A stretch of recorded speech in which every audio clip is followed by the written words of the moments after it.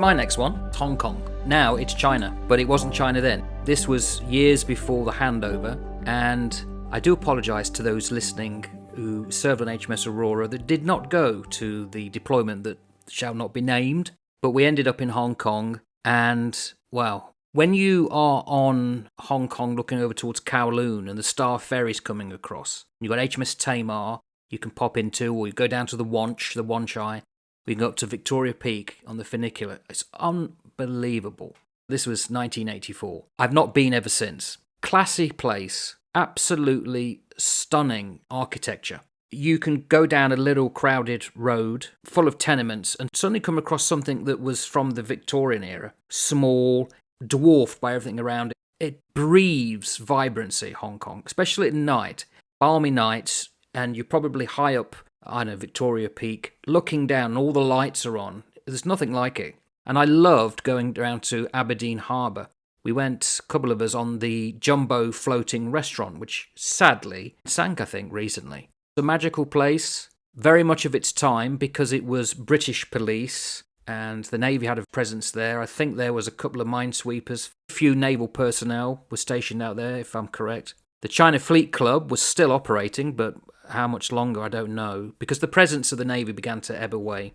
Brilliant memories. Whether I would want to live in Hong Kong, I'm not too sure.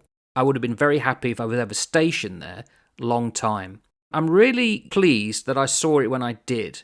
I worked with a lady who lived in Hong Kong for many years. Her daughter still does.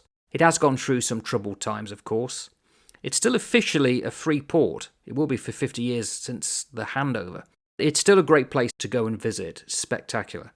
And as you say, the people were very welcoming. It's a wonderful place. Yep, I would agree. Hong Kong was a great place. Great fun, great people, great sights and sounds. The harbour area and the way people were living, really fascinating. Did you get to go there in the Navy? Yeah, I did. I'm just very grateful to the Royal Navy for having the opportunity to be able to do what we did. I think it was absolutely superb. And as a young man, 16-year-old, 17-year-old, before you even got to 20, you'd been all around the flipping world. I mean, that was absolutely amazing. The opportunities that they put on for us to be able to go and visit different places and to be able to see different things was really mind expanding, if you wanted it to be. I mean, there were other things that would expand your mind. Those cultural aspects were just fantastic. So I thoroughly enjoyed that. Yeah, I agree. Very fond memories of the travel. The Grey Funnel Line was a great way in which to see the world and get paid doing it. Like I said at the very beginning, I don't think it would have been the same without the men, was the men then, that went along with, including yourself, Steve. Just brilliant. All the memories of young fellas doing bizarre things in wonderfully hot, often places that you probably would not be able to go to or would go to outside of the forces.